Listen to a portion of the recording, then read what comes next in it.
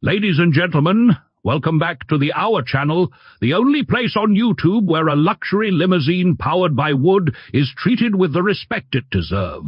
Today we are talking about the 1940 Peugeot 402 B Limousine for Gazogène, a car born at a moment when Europe stopped asking, "How fast is it?"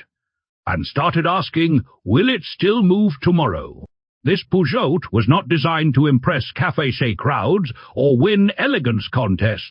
It was designed to keep going when gasoline vanished, politicians panicked, and neighbors suddenly became experts in ration coupons. It is dignified, slightly absurd, and deeply heroic in a very French way. It is easier than starting a Gazogene on a cold morning, cheaper than pre-war petrol, and unlike most political promises, it actually delivers something useful. The Peugeot 402 was introduced in 1935 in France by Automobiles Peugeot as a modern executive and family car positioned above basic transport and below outright luxury brands. Developed under the technical leadership of Henry Thomas, Peugeot's chief engineer of the era, the 402 represented the company's belief in aerodynamics, efficiency, and stability. By the late 1930s, France was already preparing for conflict. Strategic fuel reserves were being built, imports were uncertain, and civilian access to petrol was shrinking. When war arrived in 1939 and occupation followed in 1940, gasoline became a controlled military resource. Civilian drivers were left staring at elegant cars they could no longer fuel. Peugeot, like other French manufacturers, responded not with surrender but with adaptation. The Gazogène version of the 402 was a factory-approved answer to a national problem. These were not experimental gadgets, but regulated systems standardized under government supervision. In short, people who still needed to travel while everyone else was arguing with toxic neighbors about who stole, whose firewood. The 402 B Limousine wine Gazogène targeted professionals who required space, comfort, and reliability under extreme conditions. Production figures are approximate due to wartime record losses. Historians generally agree that around 75,000 Peugeot 402 CUs were built between 1935 and 1942 in all forms. Of these, roughly 1,500 to 2,000 were equipped from new with factory-sanctioned Gazogene systems. Today, fewer than 30 complete examples are known to survive worldwide, most residing in museums or static private collections. My neighbor Bob claims this scarcity is proof of a cover-up involving artificial intelligence and aliens, but archivists tend to blame bombs and bureaucracy. Mechanically, the Peugeot 402 B Limousine for Gazogène retained the familiar inline four-cylinder engine with a displacement of 1,991 cubic centimeters, or about 121 cubic inches. In petrol form, engine produced approximately 55 horsepower at 4,000 revolutions per minute. Running on wood gas, output dropped to roughly 30 to 35 horsepower, which transformed acceleration into a philosophical concept rather than a physical event. The engine was mounted at the front and drove the rear wheels through a 3-speed manual transmission that rewarded patience and punished haste.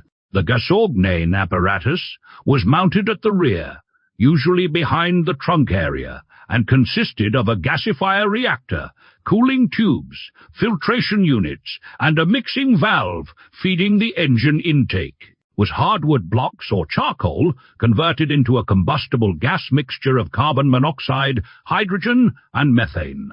Starting the car required lighting the gasifier and waiting 10 to 20 minutes for usable gas pressure. My friend Timmy once tried something similar with a barbecue and a questionable level of confidence, and it did not end with forward motion. The chassis used a box-section steel ladder frame.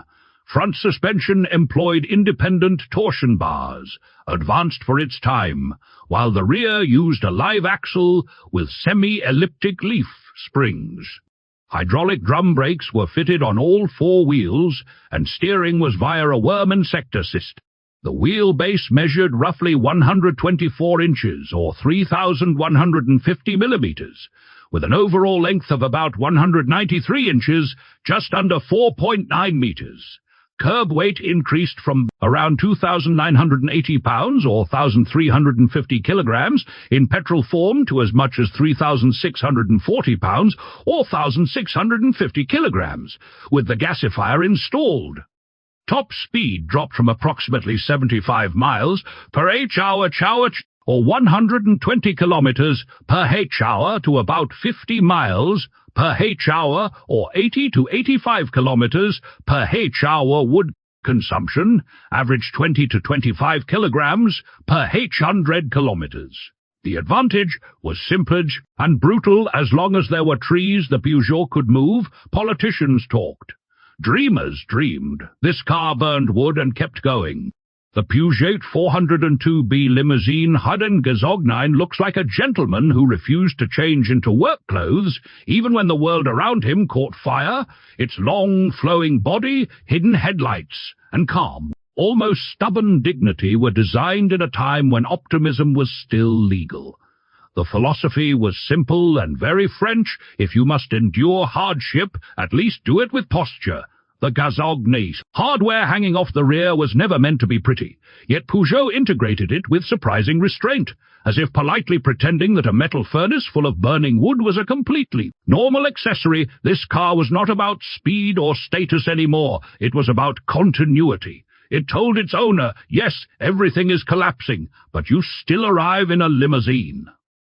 My friend Timmy once tried to apply the same logic by wearing a tuxedo while moving out after his third divorce, claiming it helped morale. It didn't, but the Peugeot approach worked far better. In its wartime ecosystem, the 402 Gazogene competed less with other cars and more with bicycles, horse carts, and long philosophical walks, compared to the Citroën traction Avant on wood gas. Peugeot felt heavier but calmer, like a civil servant versus a revolutionary. Renault's gas-powered sedans were cheaper and simpler, but they lacked Peugeot's aerodynamic heritage and factory-level refinement. The 402 was chosen by people who needed reliability with paperwork attached, administrators, engineers, and officials who preferred official solutions over backyard experiments. Bob, my conspiracy-loving neighbor, insists Gazogene cars were a government plot to make citizens accept slower lives. Ironically, he now drives 10 miles per h-hour under the speed limit to confuse the satellites. The Peugeot, at least, had an excuse. There is something deeply respectable about a large limousine that agrees to run on chopped wood without complaining. The 402 B Limousine Gazogene never pretended to be heroic. Job, day after day, puffing quietly through occupied streets, carrying people who still believed in systems, stamps, and schedules. It deserves admiration not because it was fast or rare, but because it was honest engineering in dishonest times. Timmy says honesty is overrated, usually right before he tries to fix something he doesn't understand. Peugeot, thankfully, knew exactly what it was doing. At the time of sale, the Peugeot 402 B Limousine cost around 40,000 French francs, with the Gazogene installation roughly equivalent to 50 to 55,000 US dollars today, adjusted for inflation. The highest confirmed auction sale happened in 2018 at Art Curial in Paris, where an authentic example reached 121,000 euros, proving that even wood-burning limousines age better than most politicians. Today, surviving examples rarely trade publicly, but when they do, prices usually sit comfortably in six-digit territory. Before we go, Hugh, thanks to the channel members who keep this show alive, sane, and mostly fueled by coffee rather than charcoal. May your neighbors be quiet, your projects more successful than Timmy's, and may Bob never find proof that this video was secretly made by aliens.